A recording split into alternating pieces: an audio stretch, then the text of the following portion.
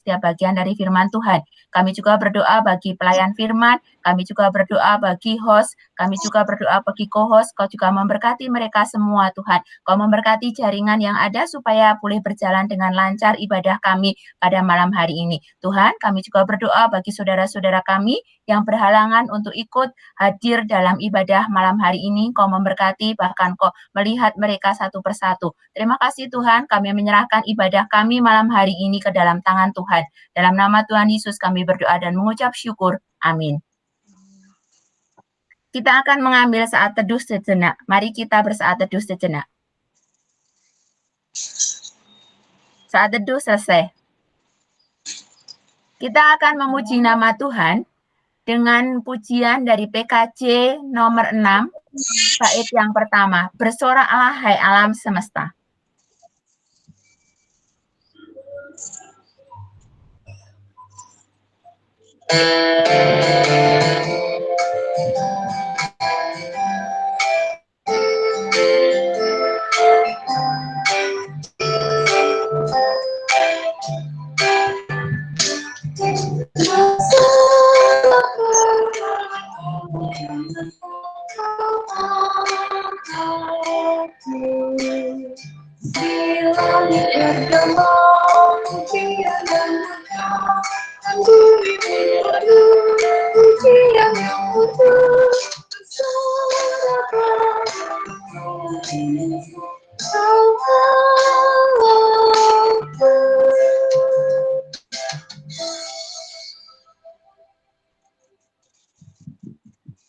Kita akan masuk ke dalam pemberitaan firman Tuhan yang akan disampaikan oleh Ibu Yohana Reni. Saya persilahkan.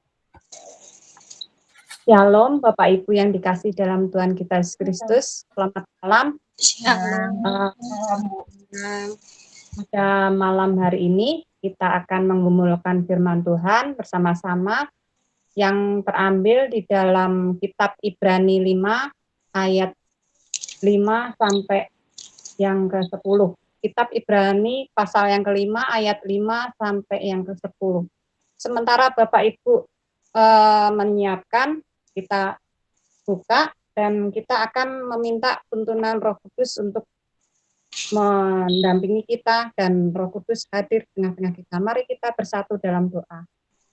Bapak yang baik, Bapak yang penuh kasih, terima kasih Engkau telah kumpulkan kami ya Tuhan, jemaat-Mu di wilayah 8 ini untuk kembali mengumulkan firman-Mu, dan kami akan mengupas ya Tuhan, firman-Mu akan memberkati kami sepanjang hari kami, dan Engkau akan Roh Kudus-Mu hadir di tengah-tengah kami, dan kami akan mengungkapkan semua dan untuk bisa melaksanakan perintah-perintah-Mu ya Bapa. Tuhan berkati kami semua ya Tuhan. Bentar kami renungkan firman-Mu. Doa singkat dan doa sempurna ini kami panjatkan hanya beralaskan Tuhan kami Yesus Kristus. Haleluya. Amin. Mari kita baca bersama-sama Ibrani 5 ayat 5 sampai 10. Demikian pula Kristus tidak memuliakan dirinya sendiri dengan menjadi imam besar, tetapi dimuliakan oleh Dia yang berfirman kepadanya, "Anakku, engkau telah kuperanakkan pada hari ini," sebagaimana firman-Nya dalam suatu nas lain. Engkau adalah imam untuk selama-lamanya, menurut peraturan Melkisedek. Dalam hidupnya sebagai manusia, ia telah mempersembahkan doa dan permohonan dengan ratap, tangis, dan keluh kepada Dia yang sanggup menyelamatkannya dari maut. Dan karena kesalehannya, ia telah didengarkan, dan sekalipun ia adalah anak, ia telah belajar menjadi taat dari apa yang telah dideritanya. Dan sudah ia mencapai kesempurnaannya, jadi pokok keselamatan yang abadi bagi semua orang yang taat kepadanya. Dan ia dipanggil menjadi imam besar oleh Allah, menurut peraturan Melkisedek. Demikian pembacaan firman pada malam hari ini.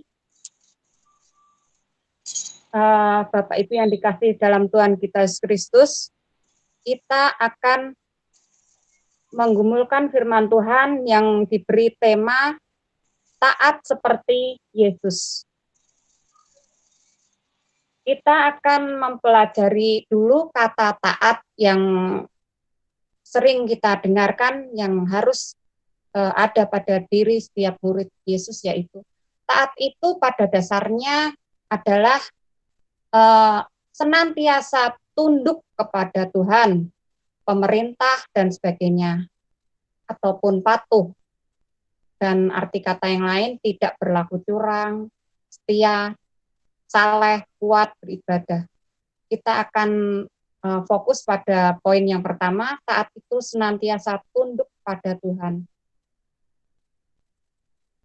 Dalam tema bacaan kita yaitu taat seperti Yesus. Berarti kita dituntut untuk meneladani ketaatan akan apa yang telah diajarkan Yesus, di mana Yesus itu adalah anak Allah, ya, memilih jalan penderitaan. Yesus rela untuk mati seperti kehendak sang Bapa. Dia mau menuruti apa kata Bapaknya. Dalam hal ini kita menyoroti peran Yesus sebagai seorang imam, berdasarkan surat Ibrani ini. Jadi kita fokus ke peran Yesus sebagai seorang imam. Karena apa? Di dalam peran Yesus itu, di slide berikutnya, ada 3, seorang nabi, seorang imam, dan juga raja. Nabi itu menyampaikan suara akan firman Tuhan, karena Yesus adalah firman itu sendiri. Dan peran Yesus yang lain adalah imam, yang akan kita gumulkan pada malam hari ini, yaitu pengantara umat dalam menyampaikan korban persembahan kepada Allah. Yesus itu sendiri yang merupakan korbannya, korban persembahannya, dirinya sendiri, yang menjadi perantara pada Bapa. Yang ini akan kita bahas. Dan juga peran yang lain, Yesus adalah seorang raja yang menegakkan keadilan dan kebenaran, menerima kemuliaan, pujian, dan hormat. Segala puji syukur kita naikkan kepada Yesus, karena dia adalah raja, raja yang sejati, raja di atas segala raja. Ya.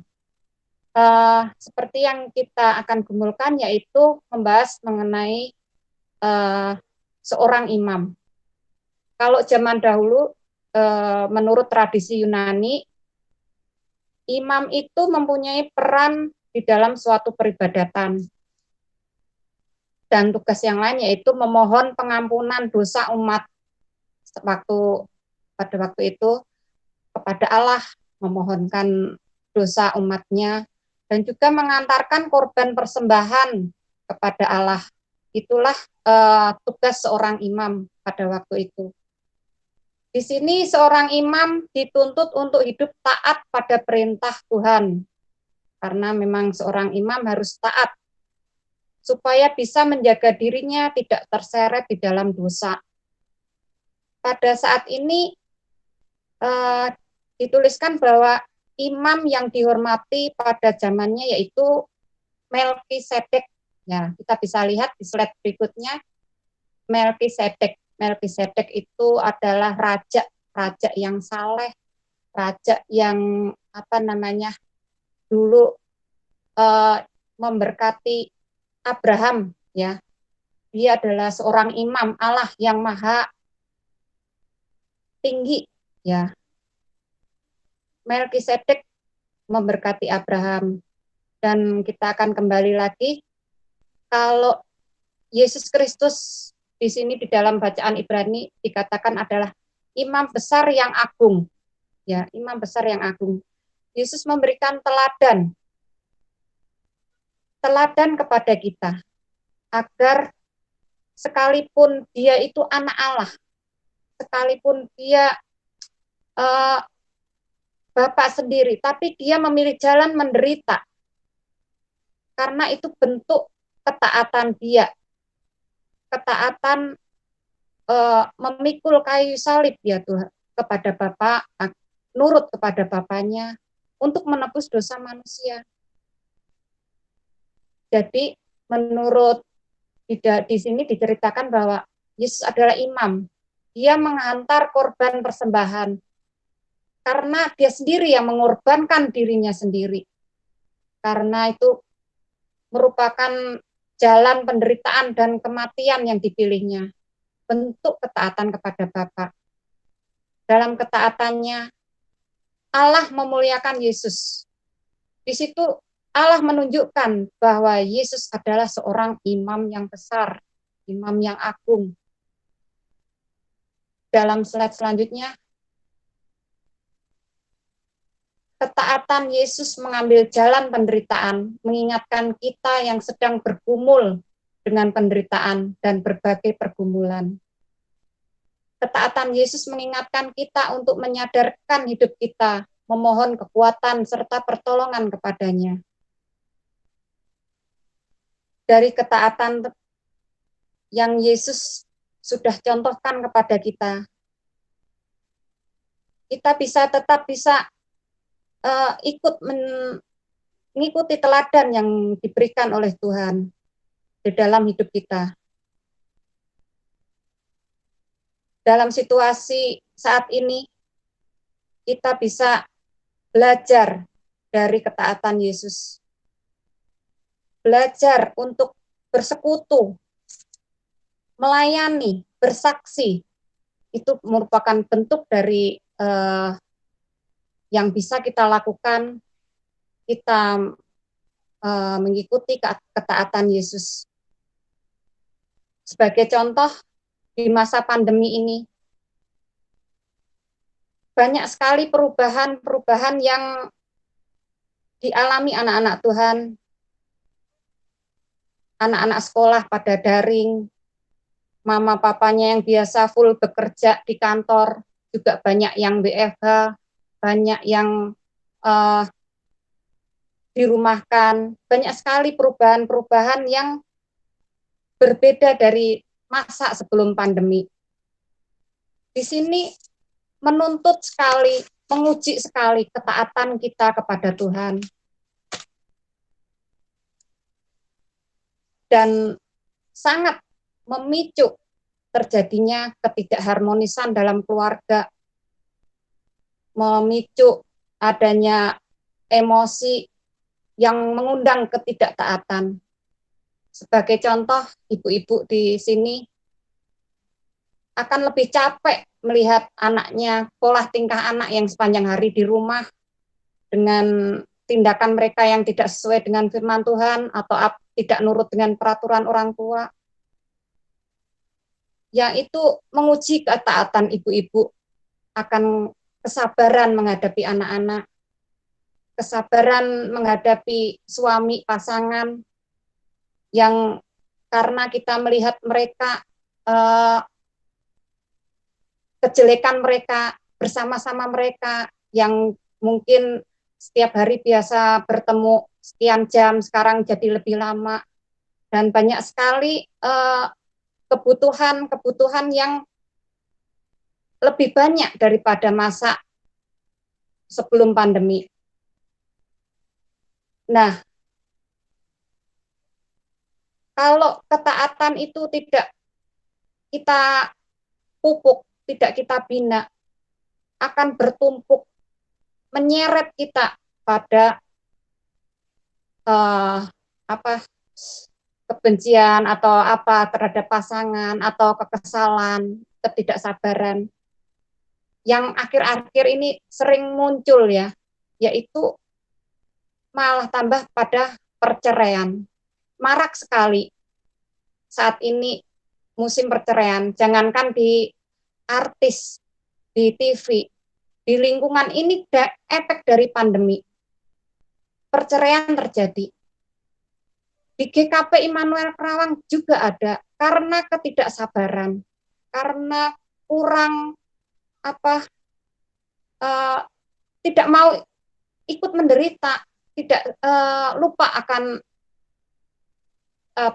teladan Yesus pada kita, sehingga tidak mau bersabar di dalam penderitaan. Di masa pandemi ini memang semuanya kita dituntut untuk uh, prihatin untuk anak-anak, tidak hanya bete mereka, tapi mereka juga harus sabar, tetap bertekun di dalam belajar, nurut pada orang tua. Nah, itulah yang harus saling mengerti, saling memahami. Pasangan juga seperti itu.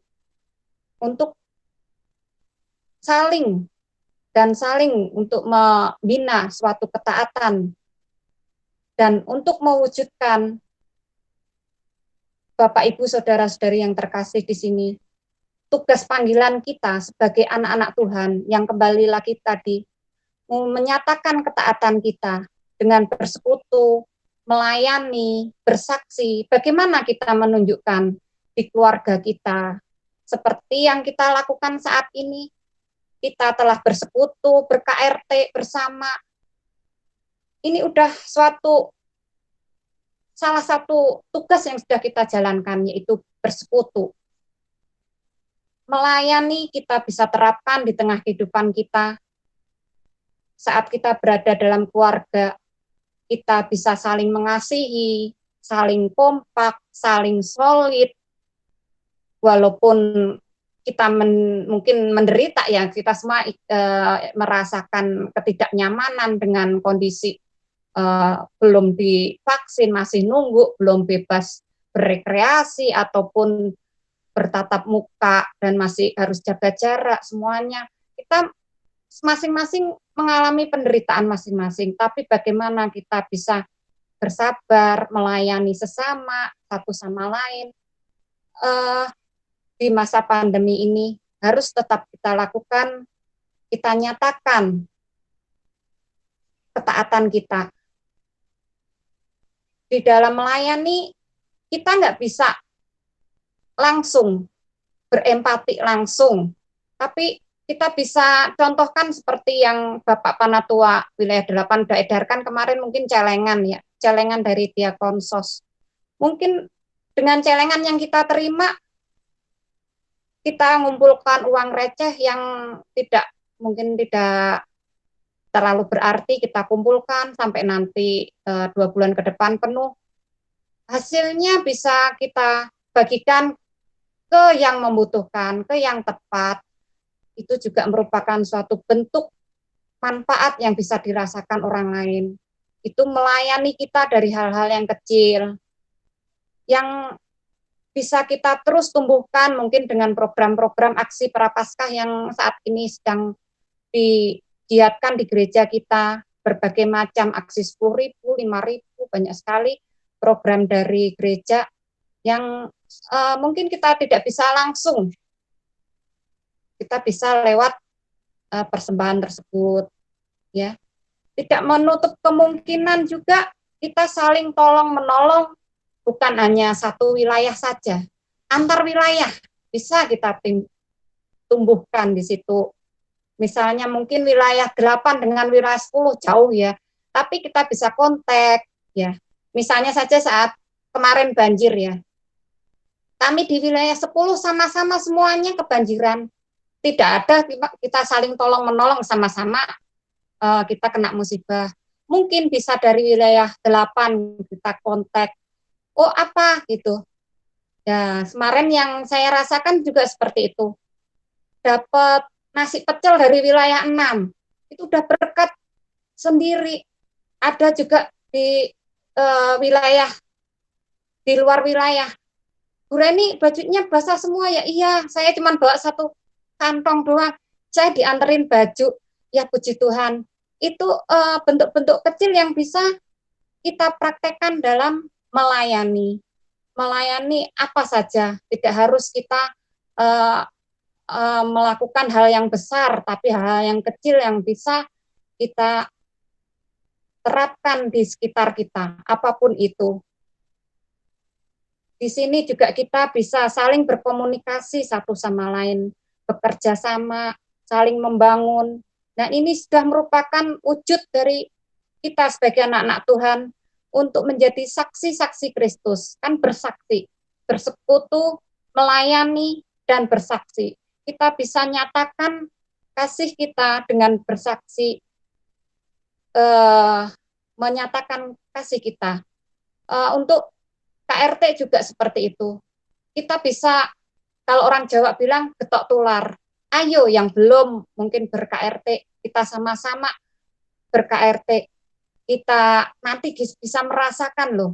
Mungkin kalau dari Panatua atau komisi sendiri kurang bisa menjangkau. Bapak Ibu yang lain mungkin yang lebih dekat dengan siapapun ya, jemaat GKP Immanuel Perawang, mungkin beda wilayah atau apa, udah suka gabung Google Meet belum, mungkin kendalanya apa, bisa kita saling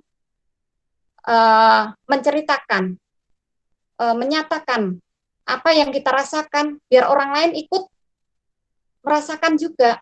Begini loh, kalau kita sering ikut ber-KRT, kita saling berbagi, bercerita, kita akan saling mengetahui apa kondisi kita masing-masing, dan itu akan membantu kita jika kita ada pergumulan yang berat atau apa. Jangan saling sungkan, saling menumpuk masalah sendiri, dipikir sendiri. Saya pusing, masih ada masalah, nggak ikut KRT dulu. Dipikir sendiri, nanti kalau udah baik-baik, saya baru ikut. Nah, padahal dengan ber-KRT, walaupun pergumulan kita, ya memang semua tiap keluarga pergumulannya ada yang enak, ada yang nggak enak. Tapi kalau ada yang saling mengetahui, tidak terlalu jauh kita akan jatuh ke dalam dosanya. Kita akan segera kembali, kita kembali saling membangun, saling membangkitkan, saling menguatkan. Itulah fungsi kita bersama-sama di dalam ber-KRT. Jadi dengan ketaatan Yesus itu mengajarkan kita untuk peka terhadap sesama yang menderita. Kita peka akan menolong saudara-saudara kita dan juga mendorong kita untuk menyatakan kasih terhadap sesama yang sedang menderita. Seperti yang aksi Prapaskah minggu ini ya, memberikan dukungan lewat berjuang melawan COVID-19, itu di aksi 10.000 yang tanggal kemarin ya, 23 ya. Ya itu bisa kita wujud nyatakan juga, kita bisa peduli, berbagi. Nah, di sini ada pendalaman mengenai bacaan kita saat ini. Tantangan apa yang kita hadapi untuk hidup dalam ketaatan kepada Tuhan di tengah-tengah penderitaan, pergumulan yang kita alami saat ini? Apa tantangan yang kita hadapi? Bapak Ibu bisa saling berbagi mengenai pertanyaan poin yang pertama, yang menjadikan apa sih tantangan kita untuk hidup dalam ketaatan kepada Tuhan di tengah penderitaan, bisa internal, bisa eksternal, dari dalam diri maupun dari luar kita ya. Bisa kita sama-sama saling membagi pengalaman. Monggo, saya persilahkan.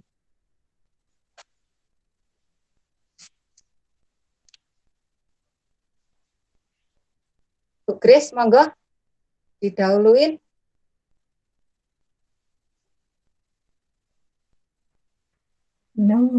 Tantangan apa yang kita hadapi untuk hidup dalam ketaatan kepada Tuhan di tengah-tengah penderitaan atau pergumulan yang dialami saat ini? Sebenarnya tantangannya itu kadang-kadang apa ya?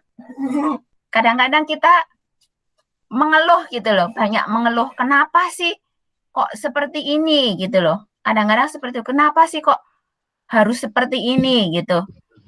Jadi tantangannya apa ya? Tantangannya sebenarnya ada di dalam diri sendiri, diri kita sendiri. Kadang kita menyalahkan banyak ketika kita mengalami penderitaan atau sedang pergumulan. Tidak jarang kita itu menyalahkan Tuhan. Kenapa sih kita bukan menyalah tapi bertanya, kenapa sih Tuhan kok seperti ini gitu loh. Jadi seakan-akan tuh kita tuh jadi kenapa sih kok saya ya bukan orang lain. Nah, kadang-kadang seperti itu sih. Tantangannya tuh sebenarnya ada di dalam diri sendiri, bukan di orang lain, tapi di dalam diri sendiri. Itu kalau menurut saya, Bu. Ya, terima kasih. Mengeluh dari dalam diri sendiri, yaitu merupakan tantangan ya, yang harus kita lawan ya, memang apa ya, benar-benar dari dalam diri ya, lawannya ya dengan kita sering dengar-dengeran aja firman Tuhan, kita bagaimana untuk terus dekat sama Tuhan, untuk melawan apa namanya, ya itu memang kalau mengeluh ya kadang kita ya harus untuk menanggulanginya dengan kita bersyukur atas apa yang atas Tuhan berikan kepada kita. Kita harus lebih banyak bersyukur untuk bisa menjalani ketaatan terhadap Tuhan. Ada yang menambahkan lagi? Monggo Bapak Ibu kalian, persilahkan untuk tantangan yang kita hadapi, yang dari eksternal mungkin. Ya, saya Bu. Monggo, monggo Pak Ardius. Ya, selamat malam semuanya. Ini memang manusiawi ya yang kita alami. Tantangan apa yang kita hadapin itu berbagai banyak hal sebenarnya. Yang terutama saat-saat ini, di saat-saat pandemi sekarang ini, ada hal-hal ekonomi. Tadi Ibu Reni sudah menyinggung dalam firman Tuhan tadi, banyak masalah-masalah dalam rumah tangga, masalah-masalah perceraian, dan masalah orang tua sama anak karena dilibatkan dengan persoalan-persoalan sekolah yang daring. Jadi itu kan menimbulkan suatu masalah dalam rumah tangga. Jadi kalau kita anak-anak Tuhan, kalau kita nggak kuat, nggak memahami ketaatan kita, nggak memahami kasih Kristus itu di dalam kehidupan kita, kita akan ikut juga frustrasi seperti orang-orang. Jadi tantangan kita itu ya memang kita kurang bersyukur.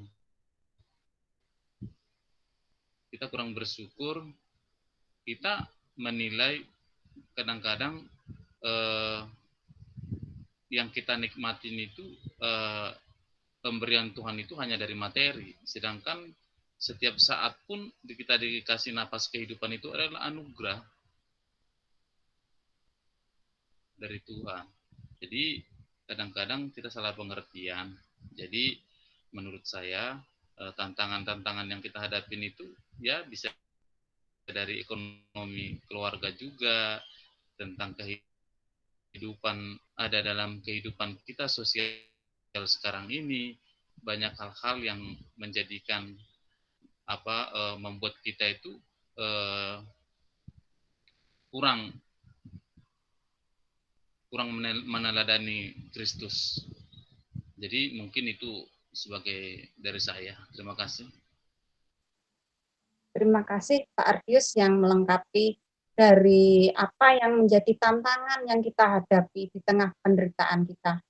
Ya, keluarga dan semuanya memang harus mendukung, harus mensupport agar kita tetap taat di tengah penderitaan, tetap bisa melawan ya, untuk bisa taat seperti Yesus ajarkan. Untuk poin yang kedua, apa upaya kita untuk menolong sesama kita yang berada dalam penderitaan sebagai wujud ketaatan kita kepada Tuhan. Ini sudah banyak dikupas tadi, bisa ditambahkan kembali apa upaya kita untuk mendorong sesama kita yang berada dalam penderitaan. Monggo, Bapak Ibu yang lain, monggo Pak. Saya belum apa namanya di sini. Monggo, Bu Antini, monggo. Upaya-upaya. Ya. Apa upaya untuk menolong sesama kita yang berada dalam penderitaan? Mungkin dengan kita peduli dan kita menolong dalam apa yang dibutuhkan sesama kita sesuai dengan kemampuan yang kita miliki, mungkin Bu. Begitu Bu. Ya, betul Bu. Sesuai masing-masing kemampuan dari kita ya. Kita bisanya apa, ya kita untuk melakukan menolong sesama kita. Ada lagi yang lain, wujud sebagai ketaatan kita untuk menolong sesama kita. Menambahkan dikit Monggo. Bu. Ya Pak. Ya, supaya nggak kaku ya. Jadi kalau saya lihat sih ini di GKP Immanuel Karawang ini udah ya luar biasa kalau bagi saya. Kita yang sudah melakukan apalagi di Prapaskah sekarang ini banyak kegiatan-kegiatan yang kita perbuat dengan adanya apa itu ya, ada tema-tema yang dibuat seperti apa ya, hari apa namanya itu kayak tadi pagi Prapaskah, hari tadi pagi ya. Berkata jujur ya. Banyak yang untuk tolong menolong, untuk membantu ya. Sekolah Maranatha. Ya.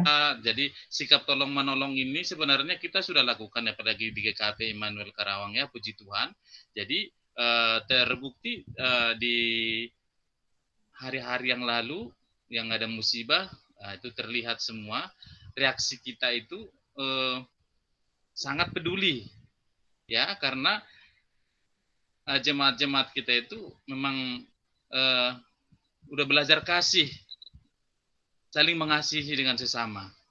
Jadi ini sangat luar biasa bagi saya, apalagi di GKP Immanuel Karawang ya, kita lakukanlah seperti itu terus untuk saling menolong dan berpikiran positif. Dan kita lihat di pelayanan diakonsos juga dan di penanganan COVID, saling berbagi, saling membantu satu sama lain tanpa pandang bulu. Mungkin itu Bu, terima kasih. Terima kasih atas melengkapi dari pertanyaan-pertanyaan yang sudah disampaikan, upaya kita untuk menolong, dan itu terus kita pupuk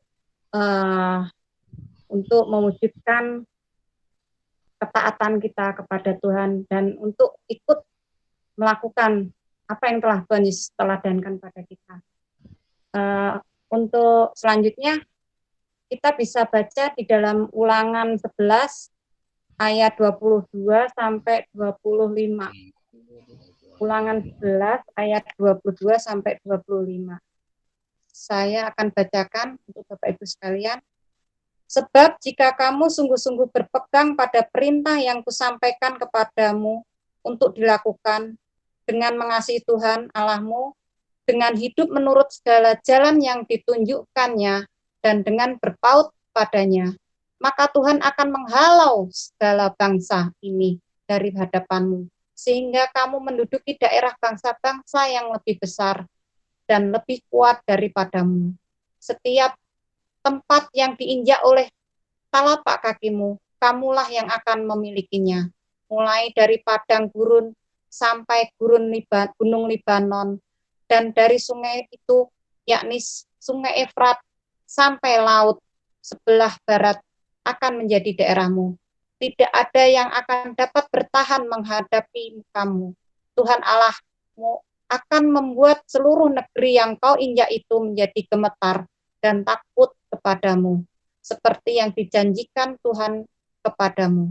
Itulah Tuhan telah menjanjikan kita, seperti juga Yesus telah menjadi imam yang besar karena ketaatannya. Itulah yang nanti kita bisa rasakan, ikut hidup taat di dalam Tuhan Yesus. Siapa meremehkan firman, ia akan menanggung akibatnya. Tetapi siapa yang taat kepada perintah akan menerima balasannya. Itulah Amsal 13 ayat 13 yang bisa kita baca juga bersama-sama. yang bisa menguatkan kita bahwa kita memang harus taat kepada perintah Tuhan. Walaupun kita dalam penderitaan ataupun dalam susah dan senang, kita terus taat kepada perintah Tuhan. Untuk menutup renungan kita pada malam hari ini, saya akan menaikkan sedikit lagu yang mengenai ketaatan. Ku taat perintah-Mu, ku sabar melakukan, ku yakin Tuhan jawab setiap doaku. Taat perintah-Mu Tuhan, pegang setiap firman Tuhan, jadi selalu kehendak-Mu Kau nyatakan kemuliaan-Mu bagiku. Demikian firman pada malam hari ini, kami persilahkan kepada liturgus. Terima kasih. Terima kasih untuk Bu Yohana Reni yang sudah menyampaikan firman Tuhan pada malam hari ini. Saatnya kita akan memberikan persembahan. Sebelum kita memberikan persembahan, kita akan mendasarinya dengan membaca dari 2 Korintus 8 ayat 12. Sebab jika kamu rela untuk memberi, maka pemberianmu akan diterima. Kalau pemberianmu itu berdasarkan apa yang ada padamu, bukan berdasarkan apa yang tidak ada padamu. Kita akan memberikan persembahan dengan diiringi pujian dari PKJ 154, Setiakah Diriku Padamu.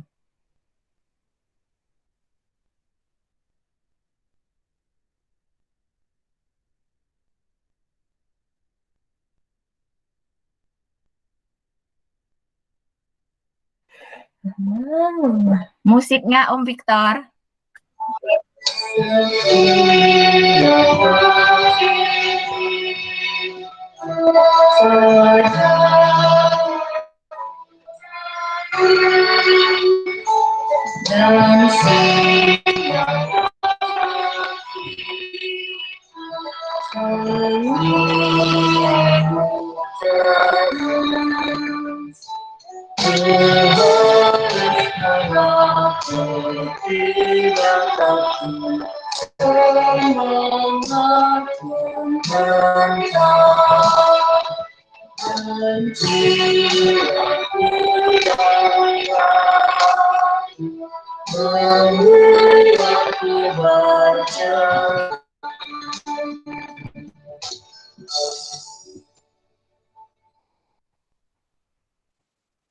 Kini saatnya masuk dalam doa persembahan dan doa syafaat yang akan disampaikan oleh Ibu Yohana Reni. Saya persilahkan.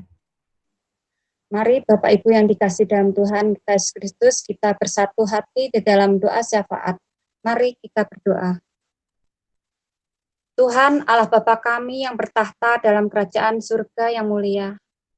Kami mengucap syukur karena Engkau telah taburkan benih-benih firman-Mu dan mengajarkan kami untuk taat di dalam Tuhan Yesus. Berkatilah juga ya Tuhan, persembahan yang telah kami kumpulkan pada malam hari ini, di wilayah 8 ini, agar bisa berguna untuk pelebaran kerajaan-Mu di muka bumi ini, dan juga untuk penata layanan gereja kami ya Bapa. Tuhan Yesus, kami berdoa ya Tuhan, untuk jemaat-Mu di wilayah 8 ini. Berkatilah masing-masing keluarga di sini, untuk selalu rindu bersekutu bersama ber-KRT, dan juga para panatua dan komisi di tempat ini. Berkatilah mereka dalam menjalankan tugasnya ya Bapa, dan tanggung jawabnya dengan penuh sukacita, dan saling kompak ya Bapa. Tuhan Yesus, kami juga mendoakan untuk saudara-saudara kami yang saat ini sedang sakit ya Bapa. Kami mendoakan untuk Bapak Sutema Kulo. Kami mendoakan untuk Ibu Ulan yang sakit ya Bapak, dan juga Ibu Mertua Pak Julius, Ibu Karolin yang pasca sakit di rumah sakit ya Bapak. Tuhan, kami juga mendoakan untuk Mas Indra Giri ya Tuhan. Tuhan jamah dengan bilur kasih-Mu ya Bapa. Engkau akan sembuhkan dan pulihkan ya Bapa, sehingga saudara-saudara kami dapat kembali bersama-sama dengan kami untuk memuji dan memuliakan nama-Mu ya Bapa. Berkatilah juga obat-obatan yang mereka makan ya Bapa, agar mereka bisa sembuh ya Bapa, dengan mukjizat-Mu ya Bapa. Tuhan Yesus, kami juga mendoakan ya Bapa program pemerintah yang saat ini sedang berjalan di seluruh penjuru Indonesia, yaitu program vaksinasi. Tuhan berkatilah ya Tuhan bangsa ini, agar kami bisa Kau bebaskan ya Tuhan dari masa pandemi COVID ini, dan kami bisa kembali ya Bapa seperti dulu lagi, bersekutu secara on-site setiap KRT ya Bapa. Tuhan, kerinduan kami semua ya Tuhan, agar vaksinasi dapat berjalan dengan lancar ya Bapa, dan kami bersabar ya Tuhan untuk menanti giliran kami masing-masing. Kami juga berdoa ya Tuhan untuk gereja kami ya Bapa.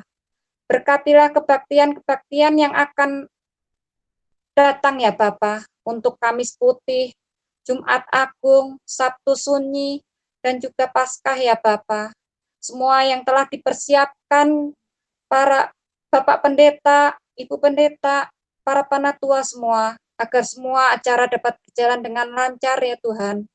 Tuhan, Kau akan berkati ya Tuhan setiap ibadah yang akan boleh berlangsung ya Bapa. Kami juga berdoa ya Tuhan, untuk kami semua di sini ya Bapa, untuk pelayanan di sini ya Bapa, di jemaat wilayah 8 ya Bapa. Demikian ya Tuhan, seru doa kami ya Tuhan. Kiranya Engkau memberikan pengampunan juga kepada kami ya Yesus. Terima kasih ya Tuhan, di dalam doa yang kurang sempurna ini kami panjatkan hanya beralaskan Tuhan kami Yesus Kristus. Haleluya, amin. Terima kasih. Untuk selanjutnya, berkat kami bawakan yaitu kasih karunia menyertai semua orang yang mengasihi Tuhan kita Yesus Kristus dengan kasih yang tidak binasa. Amin. Kami persilahkan kembali ke Bu Kris. Ya, terima kasih. Sebelum kita menutup KRT kita pada malam hari ini, kita akan berdoa terlebih dahulu. Mari kita berdoa. Tuhan Yesus, kami bersyukur untuk kebaktian kami pada malam hari ini. Terima kasih Engkau sudah memberikan firman bagi kami. Biar firman Tuhan itu boleh kami lakukan dalam setiap kehidupan kami. Terima kasih Bapak, kami menyerahkan malam hari ini di hadapan tangan Tuhan. Biar tangan kasih-Mu terus yang menyertai kami dan memberkati kami. Terima kasih, dalam nama Tuhan Yesus kami berdoa dan mengucap syukur. Amin. Terima kasih untuk Bu Yohana Reni yang sudah menyampaikan firman pada malam hari ini. Terima kasih juga untuk Bapak Ibu juga saudara yang sudah mengikuti kebaktian pada malam hari ini. Ada sedikit pengumuman mungkin dari Bapak Ketua? Tidak ada Bu. Untuk jadwal KRT selanjutnya itu nanti di tanggal 7 April. 7 April ya. Nanti akan kami sampaikan via WA grup aja. Oke. Ya, mungkin itu saja ya, Pak Victor. Ya, benar Bu. Oh ya, ya seperti biasa kalau dari saya untuk persembahan bisa ditransfer ke rekening gereja yang sudah biasa saya share di grup, juga bisa dititip kepada pengurus, nanti kita pengurus yang akan mengambil ke rumah Bapak Ibu semuanya. Mungkin sebelum ditutup bisa dibuka dulu kameranya yang masih tertutup, kita akan foto bersama.